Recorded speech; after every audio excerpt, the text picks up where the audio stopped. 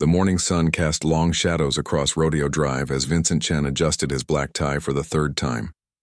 He had been working at Prestige timepieces for almost 4 years now, and he still felt a little thrill every time he walked through those gleaming glass doors. The store wasn't just any watch shop.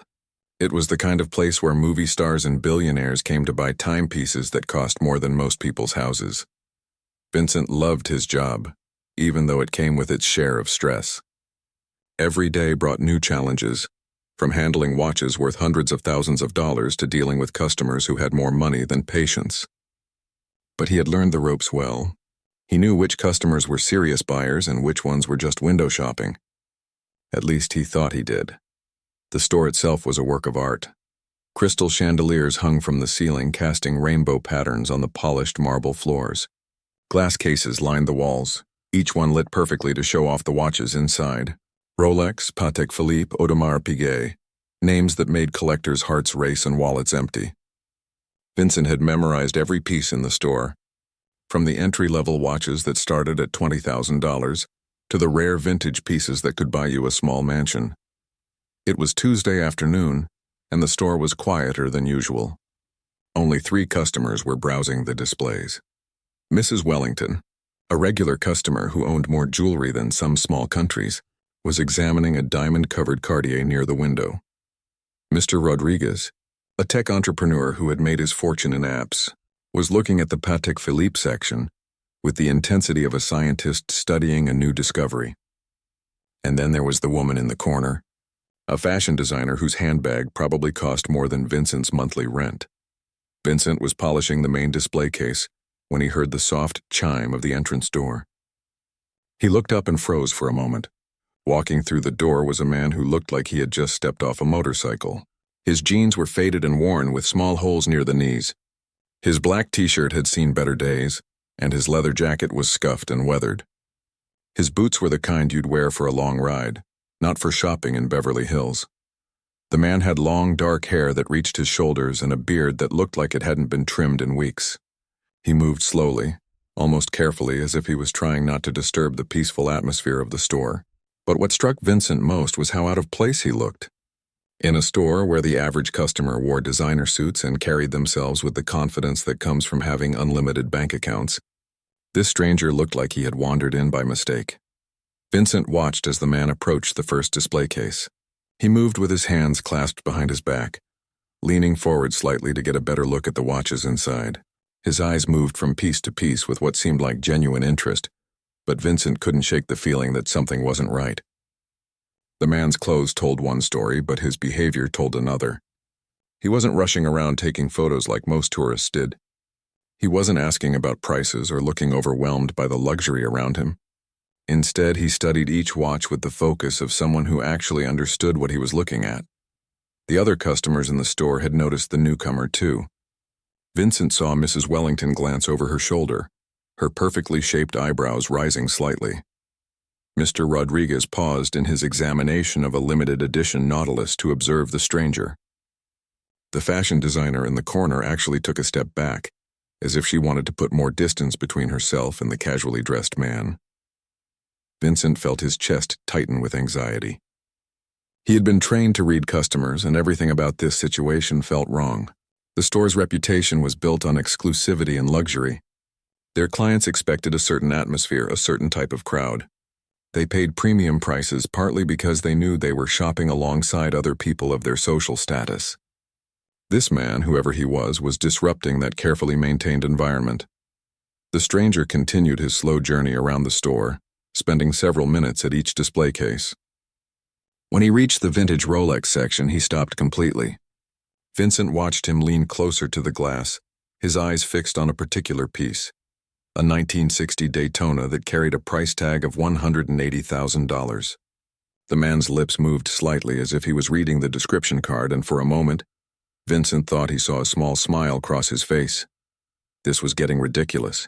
Vincent had seen this pattern before. Sometimes people would come into the store just to look at expensive things they could never afford. They would waste time, ask questions they had no intention of following up on, and generally make the real customers uncomfortable. It was Vincent's job to protect the store's atmosphere and serve the people who actually belonged there. He straightened his tie again and began walking toward the man. With each step, Vincent felt more confident in his decision. The stranger's clothes alone told the whole story. Those jeans probably came from a regular department store. The t-shirt looked like something you could buy in a 3-pack. Even his leather jacket, which might have been expensive once, was now worn and faded. This wasn't the kind of customer who could afford their watches, and it certainly wasn't the kind of customer who would fit in with their usual clientele. As Vincent got closer, he could see the man more clearly. Despite his rough appearance, there was something oddly calm about him. He didn't seem nervous or out of place, which somehow made Vincent even more suspicious. Most people who accidentally wandered into a store like this would realize their mistake quickly and leave on their own. But this man seemed perfectly comfortable, as if he belonged there. The stranger moved to another case, this one containing some of their most exclusive pieces. A Patek Philippe worth $300,000 caught his attention, and he spent a long time looking at it. Vincent could see other customers glancing over, their expressions ranging from curiosity to mild disgust. Mrs. Wellington had actually moved to a different section of the store, clearly uncomfortable with the situation. That was the final straw for Vincent. He couldn't let this continue. The store's reputation was at stake, and so was his own job. His manager had always emphasized the importance of maintaining the right atmosphere for their high-end customers. If word got out that prestige timepieces allowed just anyone to wander around and gawk at their inventory, their carefully cultivated image would be ruined. Vincent took a deep breath and prepared to approach the man. He had handled situations like this before, though usually they were easier to resolve. Most people understood when they were told they didn't belong somewhere. This man, however, seemed so focused on the watches that Vincent wasn't sure he would take the hint easily. The afternoon sun was now streaming through the large front windows, creating patterns of light and shadow across the showroom floor. In a few hours, the store would close, and Vincent would go home to his small apartment, probably thinking about the strange encounter. He had no idea that this moment would change everything, not just for him, but for the entire store. He had no way of knowing that the scruffy stranger studying their most expensive watches was about to teach him the most expensive lesson of his life. Vincent straightened his shoulders and walked toward what he was certain was just another customer who needed to be politely but firmly shown the door. Vincent's heart was beating faster as he approached the stranger. The man was still studying the vintage Rolex collection, completely absorbed in what he was seeing. Up close, Vincent could see more details that confirmed his suspicions. The stranger's jeans weren't just worn, they had actual holes and frayed edges. His t-shirt was so faded that Vincent couldn't even make out what the original design might have been. The leather jacket, while clearly well made once upon a time, now looked like it had been through countless adventures. But there was something else Vincent noticed as he got closer. The man's hands were clean and well kept. His posture was relaxed but respectful, and when he leaned forward to read the description of a particular watch, Vincent could see that his eyes held genuine understanding, not just casual curiosity. For just a moment, Vincent hesitated. Maybe he was making a mistake. That hesitation lasted only a second. Vincent had a job to do, and he was going to do it. He cleared his throat softly as he approached. "Excuse me, sir," Vincent said, trying to keep his voice professional but firm. The stranger turned toward him with a calm expression, as if he had been expecting this conversation. His eyes were dark and kind, which somehow made Vincent feel even more uncomfortable about what he was about to do. "Yes?" the man replied quietly. His voice was deeper than Vincent had expected, and there was no trace of nervousness or embarrassment.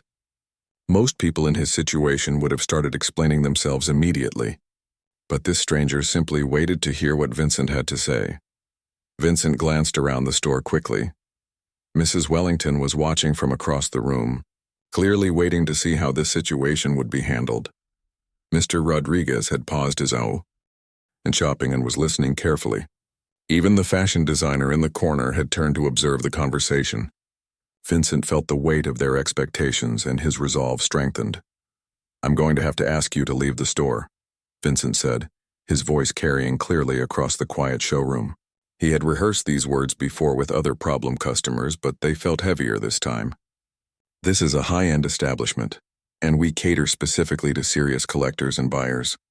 I don't think you'll find anything in your price range here." The words hung in the air like a challenge. Vincent watched the stranger's face carefully, expecting to see anger, embarrassment, or at least some kind of defensive reaction. Instead, something much more subtle happened. The man's expression didn't change much, but Vincent caught a flicker of something in his eyes. Not anger, but a kind of quiet sadness that was there and gone so quickly that Vincent almost missed it. "I understand," the stranger said simply. His voice remained calm and gentle, which somehow made Vincent feel worse instead of better. "I was just admiring the craftsmanship on these pieces. That Daytona has a beautiful movement." The comment surprised Vincent. Most people who didn't belong in the store wouldn't know what a movement was, let alone be able to appreciate its beauty. But Vincent was too committed to his course of action to back down now. If anything, the man's knowledge made him more suspicious. Maybe he was some kind of journalist or blogger looking for a story about luxury retail. "We can't have people loitering who aren't here to make actual purchases," Vincent continued, his voice growing more confident. He could feel the other customers' approval, and it gave him strength. "Security will escort you out if necessary." That was a bluff, of course. The store didn't have security on duty during regular hours, just a high-tech alarm system and cameras. But Vincent hoped the threat would be enough to get the stranger to leave without causing a scene. The man nodded slowly as if he was processing not just Vincent's words but the entire situation. "Of course," he said quietly. "I wouldn't want to make anyone uncomfortable." There it was again, that gentle, understanding tone that made Vincent feel like he was the one doing something wrong. The stranger looked around the store one more time, his gaze lingering on the watch cases with what seemed like genuine appreciation. Then he looked back at Vincent with those calm, dark eyes. "Thank you for your time," the man said, and Vincent could tell he actually meant it. There was no sarcasm, no bitterness, no anger in his voice. Just a simple acknowledgement of the situation and acceptance of Vincent's decision. The stranger began walking toward the front door, moving with that same unhurried grace he had shown since entering the store. Vincent watched him go, feeling a strange mix of relief and unease. On one hand, he had successfully handled a difficult situation and protected the store's atmosphere. On the other hand, something about the whole encounter felt wrong in a way he couldn't quite put his finger on. As the man reached the door, he paused for just a moment and looked back. His eyes met Vincent's across the showroom, and for that brief second, Vincent felt like he was being seen, really seen, in a way that made him deeply uncomfortable. Then the stranger smiled slightly, not with anger or resentment, but with something that looked almost like understanding, and walked through the door. The soft chime of the door closing seemed louder than usual in the suddenly quiet store. Vincent stood there for a moment, watching through the large windows as the man walked away down Rodeo Drive. He moved with the same calm confidence he had shown inside, his hands in his jacket pockets seemingly unbothered by what had just happened. Mrs. Wellington was the first to break the silence. She walked over to Vincent with a satisfied expression on her perfectly made-up face. "Well handled, dear," she said approvingly. "We can't have just anyone wandering around here, can we? It would ruin the entire atmosphere." Mr. Rodriguez nodded in agreement from across the store. "Absolutely right," he called out. "I come here because I know I'm shopping with people who understand quality." That man clearly didn't belong. The fashion designer approached as well, her designer heels clicking on the marble floor. "I was actually considering leaving if something wasn't done about that situation," she said. "I mean, really. This isn't some regular jewelry store at the mall." Vincent felt a surge of satisfaction at their approval. These were exactly the kinds of customers the store needed to keep happy. Their purchases kept the lights on and paid his salary. He had made the right decision, hadn't he? But as the afternoon wore on and the normal rhythm of the store returned, Vincent found himself thinking about the stranger. There had been something about him that didn't fit the usual pattern of people who wandered into the store by mistake. Most tourists or casual browsers were either obviously overwhelmed by the luxury around them, or clearly trying to look like they belonged, despite their obvious discomfort. This man had seemed genuinely at ease, as if expensive watches were something he was familiar with. And then there was that comment about the Daytona's movement. Vincent had been working with luxury watches for years, and he knew that kind of technical appreciation wasn't common. Even some of their wealthy customers didn't really understand the mechanical complexity of what they were buying. They were drawn by the brand names and the status symbols, not by the actual craftsmanship. Vincent shook off these thoughts and returned to his work. The afternoon passed normally, with Mrs. Wellington eventually purchasing a diamond-studded Cartier and Mr. Rodriguez putting a deposit down on the Patek Philippe he had been admiring. The fashion designer didn't buy anything but promised to return with her husband to look at men's watches. As closing time approached, Vincent began his usual end-of-day routine. He checked each display case, made sure all the watches were properly secured, and began counting the day's receipts. It had been a good day financially, despite the strange encounter earlier. But as he locked the front door and walked to his car, Vincent couldn't shake the memory of those dark, understanding eyes. Something about the way the stranger had accepted his dismissal bothered him. Most people would have argued or gotten angry, or at least looked embarrassed. This man had simply accepted Vincent's judgment with a grace that seemed almost otherworldly. Vincent drove home through the evening traffic, trying to focus on other things. He had dinner plans with friends, and tomorrow would bring new customers and new challenges. There was no reason to keep thinking about one strange encounter with someone who clearly didn't belong in his world. He had no way of knowing that in less than 24 hours, he would discover just how wrong he had been about everything. The next morning started like any other Wednesday at Prestige Timepieces. Vincent arrived early, unlocked the store, and began his opening routine. He checked the alarm system, turned on the perfect lighting that made every watch gleam like a jewel, and started the coffee machine in the back office. The memory of yesterday's encounter with the strangely dressed man had faded to the back of his mind, replaced by thoughts of the day ahead. Isabella Rodriguez. The assistant manager arrived about 20 minutes later. She was carrying her usual large coffee and checking messages on her phone as she walked through the door.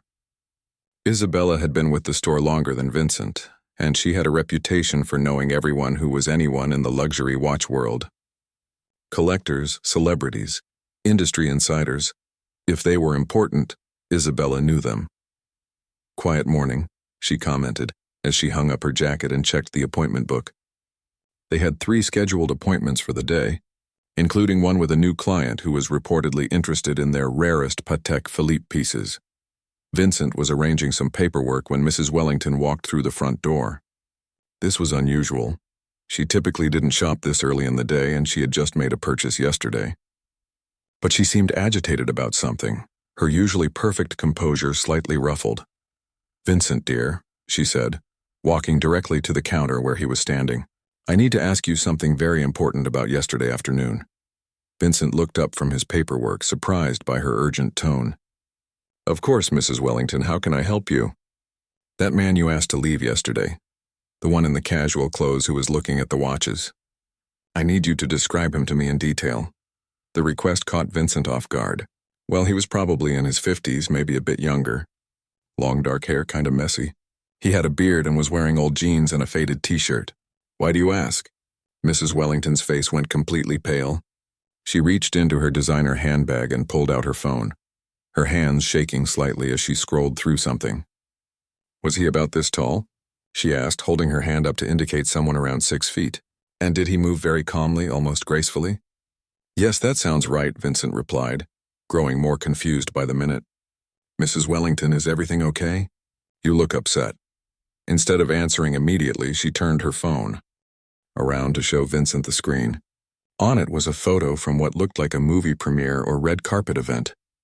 The man in the photo was wearing an expensive black suit and had his hair styled professionally, but the face was unmistakable. It was the same dark eyes, the same gentle expression, the same calm presence that Vincent remembered from yesterday.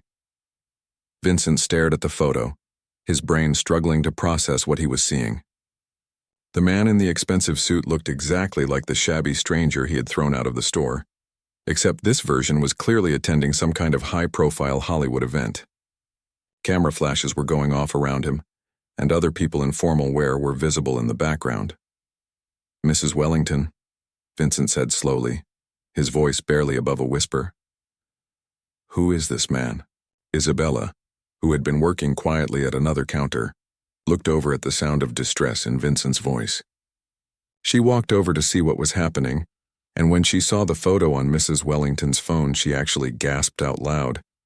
"Oh my God," Isabella said, her voice filled with horror. "Please tell me that's not who I think it is." Mrs. Wellington nodded grimly. Vincent, darling, that man you asked to leave yesterday, that was Keanu Reeves. The actor. You know, The Matrix, John Wick. He's one of the biggest movie stars in the world, and he's absolutely beloved by everyone in Hollywood. Vincent felt like the floor had dropped out from under him. Keanu Reeves. The name hit him like a physical blow. Of course he knew who Keanu Reeves was. Everyone knew who Keanu Reeves was. But the man in the photo looked so different from the casually dressed stranger who had been browsing their watches yesterday. But he looked like... Vincent started to say, then stopped. He realized how terrible his next words would sound. Like what, dear? Mrs. Wellington asked, though her tone suggested she already knew the answer. Like he couldn't afford anything in the store, Vincent admitted, his voice filled with shame. Isabella was now looking at her own phone, scrolling through what appeared to be recent paparazzi photos. Vincent, this is really bad, she said. Look at these pictures from just last week. She showed him several images of Keanu Reeves walking around Los Angeles, and in every single one, he was dressed casually. Jeans, t-shirts, leather jackets, exactly the kind of clothes he had been wearing in the store. In one photo, he was coming out of a coffee shop. In another, he was walking down a street carrying groceries. In a third, he was sitting on a park bench eating a sandwich, looking completely normal and approachable. He's famous for dressing down, Isabella explained, her voice getting more concerned with each word. He's known for being one of the most humble, down-to-earth celebrities in Hollywood. He rides motorcycles, takes public transportation, and he's constantly doing generous things for people. And he collects watches. Expensive watches. Vincent felt sick to his stomach. The room seemed to be spinning around him as the full weight of his mistake became clear. He had thrown Keanu Reeves, one of the most famous and beloved actors in the world, out of their store because of how he was dressed. Mrs. Wellington continued, her voice gentle but serious. Last month at a charity event, I heard him talking with some other collectors about vintage Rolexes. He mentioned that he was looking for a specific 1960 Daytona for someone on his stunt team, said he wanted to find one in perfect condition as a gift. The 1960 Daytona. That was exactly the watch the stranger had been looking at most carefully yesterday, the one he had complimented for having a beautiful movement. Vincent realized that Keanu Reeves hadn't been a casual browser or a time waster. He had been a serious customer with specific knowledge and genuine interest. In making a very expensive purchase, Isabella was now reading something on her phone, and her expression kept getting worse. Vincent, there's more. According to this article, he bought his entire John Wick stunt team matching Rolex Submariner watches after filming Wrapped. Each watch was worth about $15,000. He's also given expensive watches as gifts to directors, co-stars, and crew members on multiple occasions. Vincent sank into a nearby chair, feeling completely overwhelmed. Not only had he made a terrible mistake in judgment, but he had cost the store what would have been one of their largest sales of the year. The 1960 Daytona that Keanu had been interested in carried a price tag of $180,000. But the financial loss wasn't even the worst part. Vincent was beginning to understand that he had treated one of Hollywood's genuinely nicest people with disrespect and discrimination. Every story he was hearing about Keanu Reeves painted a picture of someone who was kind, generous, and humble, exactly the opposite of the entitled, out-of-place person Vincent had assumed him to be. Mrs. Wellington, Vincent asked desperately, does anyone else know about this? Has it gotten out to other people? Mrs. Wellington and Isabella exchanged a look that made Vincent's heart sink even further. Dear, Mrs. Wellington said carefully, I wasn't the only customer in the store yesterday. Mr. Rodriguez was there, and so was that fashion designer. What's her name? Clarissa something. And you know how these things work in our community. People talk, Isabella nodded grimly. Hollywood is a surprisingly small world, Vincent. Word travels fast, especially when it involves someone as well-liked as Keanu Reeves, and the story of a luxury store employee throwing him out because of his clothes. That's exactly the kind of story that spreads quickly. Vincent put his head in his hands, trying to process the magnitude of what had happened. In his effort to protect the store's exclusive image, he had created a public relations nightmare. Worse than that, he had revealed his own prejudices in the most embarrassing way possible. The phone in the store started ringing, and Isabella went to answer it. Vincent could hear her talking in hushed, concerned tones. When she hung up, she walked back over with a grim expression. That was Mr. Harrison from Harrison Luxury Goods down the street, she said.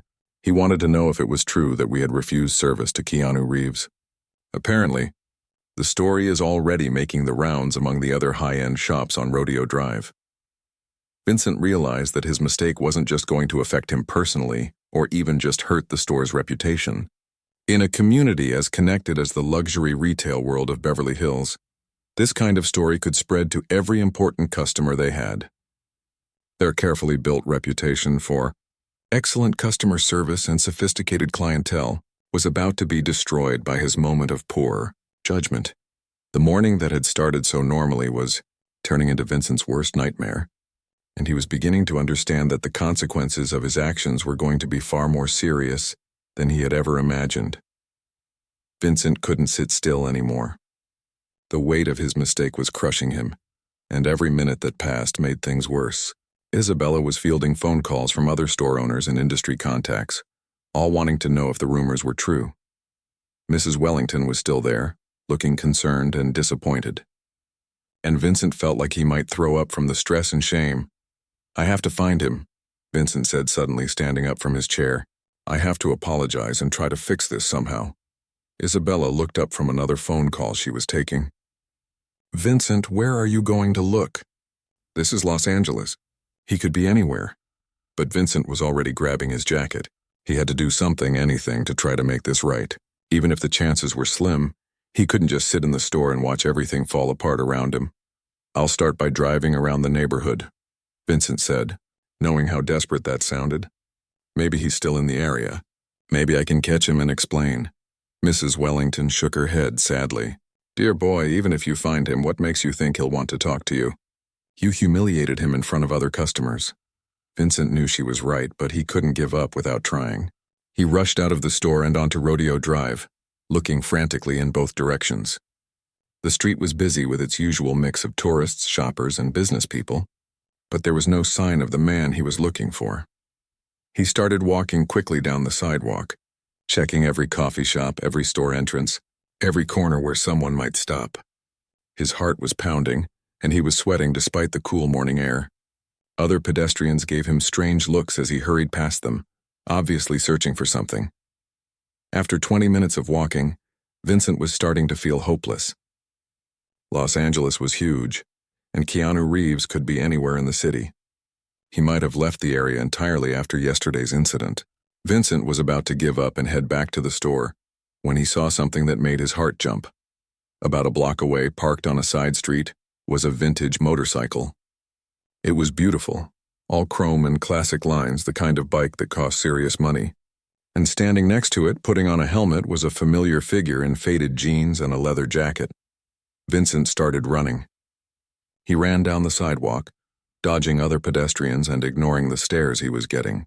His dress shoes weren't made for running, and he could feel blisters forming, but he didn't care. This might be his only chance to make things right. "Mr. Reeves," Vincent called out, still running.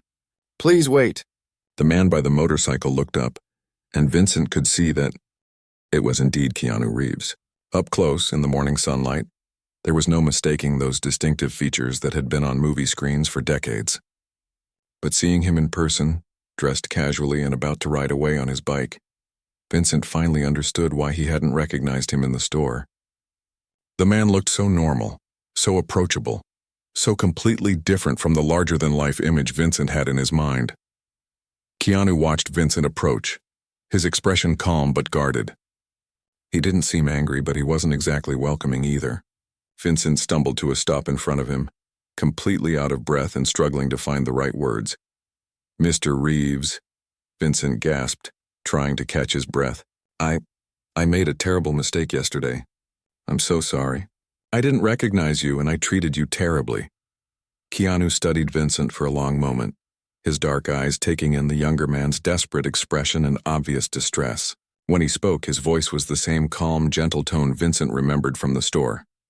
"I appreciate the apology," Keanu said quietly, "but the damage is done. You judge me based on my appearance, not on my interest or my intentions. That tells me something about your character and about how your business operates." Vincent felt those words like a physical blow. They were true, and that made them hurt even more. "You're absolutely right," he admitted. I was wrong and I'm ashamed of how I acted. But please, would you consider giving us another chance? I know you were interested in that Daytona, and I would be honored to help you with your purchase." Keanu shook his head slowly. "It wasn't for me," he said. "It was going to be a gift for my stunt coordinator. He's been collecting vintage Rolexes for 20 years, and that particular piece would have been perfect for his collection. But I can't support a business that treats people differently based on how they're dressed." The words hit Vincent like a hammer. Not only had he cost the store a massive sale, but he had also prevented a generous gift from reaching someone who would have truly appreciated it. Everything he was learning about Keanu Reeves made his actions seem worse and worse. "I understand why you feel that way," Vincent said desperately. "But what if I could show you that we're not all like that? What if I could prove that the store can do better?" Keanu was quiet for a moment, considering Vincent's words. Around them, the normal sounds of the city continued. Cars passing, people talking, the distant hum of traffic. But in that small space between them, everything felt suspended. "The thing is," Keanu said finally, "this probably isn't the first time something like this has happened at your store, and it won't be the last. You made a snap judgment about me based on stereotypes and assumptions. That's not something that just happens once, it's a pattern of thinking." Vincent knew he was right again. How many other people had he dismissed over the years without even realizing it? How many potential customers had he turned away because they didn't look the part? The thought made him feel sick all over again. "You're right," Vincent admitted, "and I want to change that. I want to be better than I was yesterday." Keanu looked at him for another long moment, and Vincent thought he saw something soften slightly in his expression. "I believe you mean that," he said, "and I hope you follow through on it. But I still can't come back to your store. Too much has happened and too many people saw what occurred." Vincent's heart sank. He had found Keanu Reeves, he had apologized, and he had even gotten what seemed like forgiveness. But it wasn't enough to fix the damage he had done. Keanu put his helmet on and swung his leg over the motorcycle. The engine started with a smooth, powerful sound that echoed off the surrounding buildings. Before he rode away, he looked back at Vincent one more time. "Use this as a learning experience," he said, his voice slightly muffled by the helmet but still clear. "Treat every person who walks into your store with respect and dignity, regardless of how they're dressed or what you think you know about them. You never know who you might be talking to." With that, Keanu Reeves rode away, leaving Vincent standing alone on the sidewalk with the weight of his mistake settling even more heavily on his shoulders. He watched until the motorcycle disappeared around a corner, taking with it any hope of undoing what had happened yesterday. The walk back to Prestige Timepieces felt like the longest walk of Vincent's life. He knew that when he got there, he would have to face Isabella and Mrs. Wellington and tell them that his attempt to make things right had failed. He would have to accept that his moment of poor judgment had cost the store not just money, but reputation and respect. But more than that, he would have to live with the knowledge that he had treated one of Hollywood's genuinely good people with prejudice and disrespect. The man who was famous for his kindness and generosity had been thrown out of their store because Vincent couldn't see past his casual clothes to the person underneath. As Vincent walked slowly back toward Rodeo Drive, he began to understand that this was going to change everything. Not just for the store, not just for his job, but for how he saw himself and how he treated other people. The lesson Keanu Reeves had just taught him was going to be expensive in more ways than one. But maybe that was exactly what he needed to learn. By the time Vincent walked back into Prestige Timepieces, the situation had gotten much worse. Isabella was on the phone again, and from her expression it wasn't good news. Mrs. Wellington was still there, but she had been joined by two other regular customers who looked concerned and curious. The atmosphere in the store felt tense and uncertain. "Vincent," Isabella said as soon as he walked through the door, "we need to talk. Right now." She led him to the back office, away from the customers, and closed the door behind them. On her desk was her laptop, open to what appeared to be a social media page. Vincent could see his own face in some of the photos displayed on the screen, and his stomach dropped. "It's already online," Isabella said, her voice tight with stress. "Someone took photos yesterday during the incident. They're spreading on social media, and the entertainment blogs are starting to pick up the story." Vincent leaned closer to look at the screen. There were several photos showing him talking to Keanu Reeves in the store, and while the images weren't perfectly clear, it was obvious what was happening. The caption on one post read, Watch store employee throws out Keanu Reeves for looking too casual. This is what discrimination looks like. Oh no, Vincent whispered, scrolling through the comments below the post. They were brutal. People were calling him names, criticizing his judgment, and demanding that the store fire him immediately. Some comments included personal attacks that made Vincent feel even more ashamed of what he had done. There's more, Isabella said grimly. She clicked to another tab showing an entertainment news website. The headline read, "Beloved actor Keanu Reeves discriminated against at Beverly Hills luxury store." The article included quotes from unnamed sources describing the incident and speculating about the store's policies toward customers who don't look the part. Vincent felt like he might be sick. This was his worst nightmare coming true in real time. Not only had he made a terrible mistake, but now the whole world was going to know about it. Isabella's phone rang and she answered it with a tired voice. Prestige Timepieces, this is Isabella. Vincent could hear an angry voice on the other end, though he couldn't make out the specific words. Isabella's face got progressively more upset as the conversation continued. "I understand your concerns, Mr. Davidson," she said finally. "We're taking this matter very seriously and will be addressing it immediately." She hung up and looked at Vincent with exhausted eyes.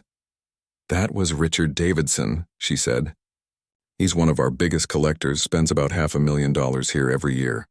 He's closing his account with us effective immediately. Says he can't be associated with a store that practices discrimination." Before Vincent could respond, the phone rang again, and then again. Each call seemed to bring worse news. Other high-profile customers were canceling their accounts. Industry contacts were expressing their disappointment, and reporters were trying to get statements about the incident. The office door opened, and Robert Hartwell, the store owner, walked in. Vincent had been dreading this moment since he realized the magnitude of his mistake. Mr. Hartwell was usually a calm, professional man, but today his face showed a mixture of anger and deep concern. "Vincent," he said, sitting down heavily in his chair, "I've been getting phone calls all morning. Our reputation, which took years to build, has been seriously damaged in less than 24 hours. I need you to explain to me exactly what happened yesterday." Vincent told the whole story, not leaving out any details. He described his assumptions about the casually dressed customer, his decision to ask him to leave, and his failure to recognize one of the most famous actors in the world. With each word, he felt smaller and more ashamed. Mr. Hartwell listened without interrupting, his expression growing more serious as the story continued. When Vincent finished, there was a long silence in the office. "Vincent," Mr. Hartwell said finally, "what you did was not just a business mistake. It was discrimination, plain and simple. You made assumptions about someone based on their appearance, and you denied them service because they didn't meet your personal standards of what a wealthy customer should look like." Vincent nodded, unable to argue with that assessment. It was exactly what he had done, and hearing it stated so clearly made it sound even worse. "However," Mr. Hartwell continued, "I also believe that people can learn from their mistakes and become better. The question is whether you're willing to do the work to change, and whether our customers will give us the chance to prove that we've changed." Over the following days, the story continued to spread. The vintage Rolex Daytona that Keanu Reeves had been interested in remained unsold in its case, a constant reminder of the opportunity that had been lost. Several more long-term customers closed their accounts, citing the incident as evidence that the store didn't share their values. Vincent kept his job, but barely. Mr. Hartwell restructured his role and required him to attend training sessions on customer service, diversity, and unconscious bias. More importantly, Vincent began doing his own research about discrimination in retail and the impact it has on both individuals and businesses. He learned that what had happened to Keanu Reeves wasn't unusual. People are judged and denied service based on their appearance every day, in stores and restaurants and businesses across the country. The difference was that most of those people aren't famous actors whose mistreatment becomes international news. Vincent also learned more about Keanu Reeves himself, and every story he heard made him feel worse about his actions. The actor was famous not just for his movies, but for his genuine kindness and generosity.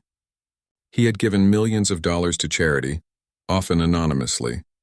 He had bought expensive gifts for entire film crews. He was known for treating everyone he met with respect and dignity. From co-stars to janitors to fans on the street, the man Vincent had judged as unworthy of their store's attention was actually someone who embodied the values Vincent claimed to care about: respect, appreciation for craftsmanship, and generosity toward others. Months passed before the store's reputation began to recover.